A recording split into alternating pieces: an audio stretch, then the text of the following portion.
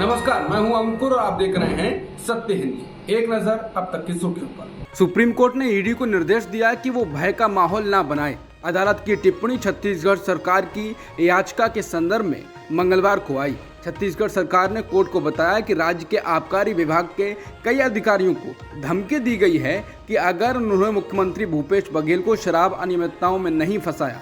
Justice SK. Kaul और justice A. Amanullah की एक बेंच ने इस पर टिप्पणी की कि ईडी डर का माहौल ना बनाए। बता दें, छत्तीसगढ़ सरकार ने आरोप लगाया है कि राज्य के आबकारी विभाग के कई अधिकारियों ने ईडी पर उन्हें और उनके परिवार के सदस्यों को गिरफ्तार करने की धमकी देने का आरोप लगाया है और सीएम को फंसाने की कोशिश की जा रही है।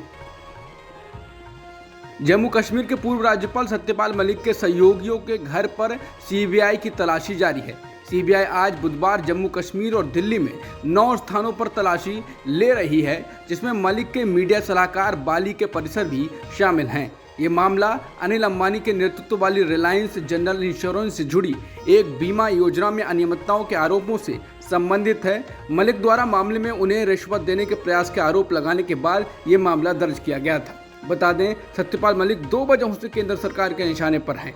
एक तो पुलवामा हमले को लेकर उन्होंने पीएम मोदी की सख्त आलोचना की। उसके बाद जंतर मंतर पर महिला पहलवानों के मुद्दे पर भी वो लगातार समर्थन कर रहे हैं और वहां जा रहे हैं। तमाम किसान संगठनों ने सत्यपाल मलिक के साथ एकजुटता दिखाई है।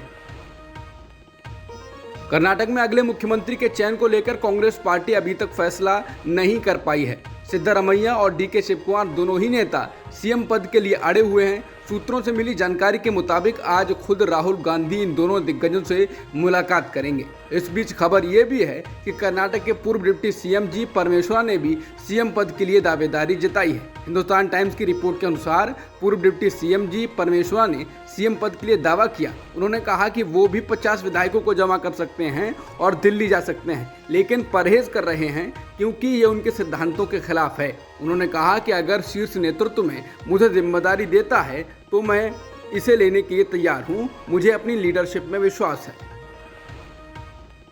एएनआई के मुताबिक कांग्रेस के दिग्गज नेता और पूर्व मुख्यमंत्री सिद्धरामैया को बुधवार को पार्टी के राष्ट्रीय अध्यक्ष मल्लिकार्जुन खड़गे और वरिष्ठ नेता राहुल गांधी के साथ बैठक के लिए जाते देखा गया। सिद्धरामैया चुप्पी साधे रहे और पत्रकारों के किसी सवाल का जवाब नहीं दिया। वहीं कर्नाटक के सीएम को लेकर कांग्रेस नेताओं के दूसरे दौर की बैठक आज 10 जनपद पर शुरू हो गई है। इस बैठक में कांग्रेस अध्यक्ष मल्लिकार्जुन खड़गे, राहुल गांधी, के.सी. वेणुगोपाल मौजूद हैं। यहां पर सिद्धरामैया को भी बुलाया गया है। डी.के. शिवकुमार से भी आने को कहा गया है। कांग्रेस नेता राहुल गांधी ने दिल्ली के शकूर बस्ती रेलवे स्टेशन के निकट झुग्गी बस्ती में जाकर वहां रहने वाली महिलाओं से मुलाकात की। इस दौरान महिलाओं ने उनको अपनी समस्याएं बताईं और अपने घर पर बुलडोजर चलने का डर बताया। इस वीडियो को कांग्रेस ने मंगलवार को जारी किया है। इसमें लिखा हुआ है कि दिल्ली के शकूर बस्ती में रहने वाले परिवार जहां एक तरफ चौतरफा महंगाई से परेशान हैं, तो दूसरी तरफ बुलडोजर के खौफ में जीने को मजबूर हैं। बिजली, पानी, रसोई गैस और बच्चों की पढ़ाई को लेकर ये हर दिन चुनौतियों का सामना करते हैं। राहुल गांधी ने इन परिवारों से मिलकर उनकी समस्याएं सुनी और समझी। बता दें, राहुल गांधी भारत जोड़ो यात्रा के बाद से लगातार जनता के बीच जाते रहे हैं। वो कई बार दिल्ली की जनता से जाकर मुलाकात भी कर चुके हैं। बिहार में जातीय जनगणना को लेकर आज बुधवार को सुप्रीम कोर्ट में सुनवाई होनी है। बता दें, बिहार सरकार ने पटना हाईकोर्ट के फैसले को सुप्रीम कोर्ट में चुनौती दी है। दरअसल पटना हाईकोर्ट ने जाति आधारित जनगणना पर अंतरिम रोक लगाने का आदेश दिया था। पटना हाईकोर्ट ने 3 जुलाई को अगली तारीख देते हुए बिहार में जाति आधारित जनगणना पर अंतरिम रोक लगाई थी, तो सरकार ने जल्द तारीख देने की अपील की। वो अपील भी बेकार गई, तो हाईकोर्ट के अंतरिम फैसले में अंतिम फैसले का लक्षण मानते हुए बिहार सरकार ने सुप्रीम कोर्ट का रुख किया है। पश्चिम बंगाल सरकार ने सुप्रीम कोर्ट में द केरला स्टोरी फिल्म पर लगाए गए बैन का बचाव किया है। पश्चिम बंगाल सरकार ने दायर हलफनामे में कहा है कि फिल्म में हेट स्पीच है और तथ्यों को तोड़ मरोड़ कर दिखाया गया है। बंगाल सरकार ने कहा कि खुफिया रिपोर्टों में कानून व्यवस्था बिगड़ने, सांप्रदायिक विवाद, चरमपंथी गुटों के बीच झड़प की आशंका जताई गई है और फिल्म में हेट स्पीच हैं जो गलत जानकारियों पर आधारित हैं। इससे राज्य में हिंसा भड़क सकती है। वित्तीय नुकसान किसी के मौलिक अधिकारों का हनन नहीं है। वहीं तमिलनाडु सरकार ने राज्य में द केरला स्टोरी पर रोक को लेकर कहा है कि दर्शकों की संख्या में कमी के चलते सिनेमाघर मालिकों ने खुद ही फिल्म की स्क्रीनिंग को 7 मई से बंद करने का फैसला किया। भारत ने अमेरिका के विदेश मंत्रालय की ओर से जारी की गई धार्मिक स्वतंत्रता की रिपोर्ट पर प्रतिक्रिया दी है। भारत ने इसको पक्षपातपूर्ण बताते हुए खारिज किया। बता दें, इस रिपोर्ट में अल्पसंख्यकों पर कथित हमलों को लेकर भारत की आलोचना की गई थी।